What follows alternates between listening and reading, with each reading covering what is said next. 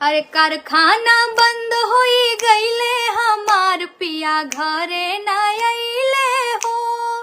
कारखाना बंद होई गईले हमार पिया घरे न अइले हो।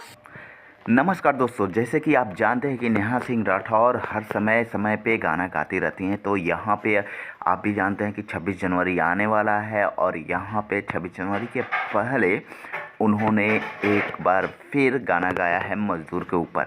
जी हाँ दोस्तों, मज़दूर किस तरह से काम करते हैं, कहाँ काम करते हैं, क्या करते हैं, उसके वजह में उनके घर वाले क्या सोचते हैं, ये सारा चीज़ इस गाने में है। तो ये गाना हम आपको पूरा सुनाएंगे, लेकिन उससे पहले दोस्तों हम आपसे निवेदन करना चाहते हैं कि आप हमारे चैनल को सब्सक्राइब कर लें और प्यारा सा बेल बटन दबा दें ताकि हमारा हर अपडेट आप तक मिलता रहे। नेहा सिंह राठौर वो जो गाना गाई वो हर गाना हम आपको सुनाते रहें, नोटिफिकेशन मिलता रहे। तो चलिए हम सुनाते हैं नेहा सिंह का ये मज़दूर गाना।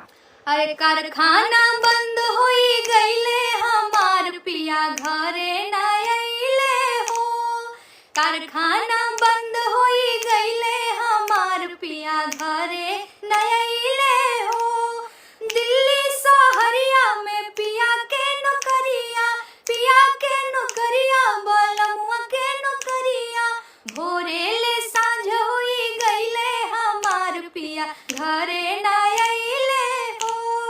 कारखाना बंद होई गईले हमार पिया घरे न अइले हो।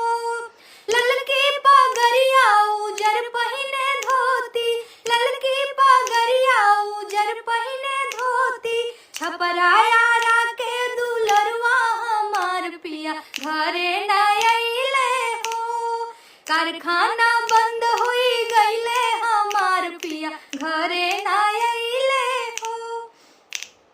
धूप अंधरिया में चले ले डगरिया, नरे नरे नरिया नरे घरे न अइले हो।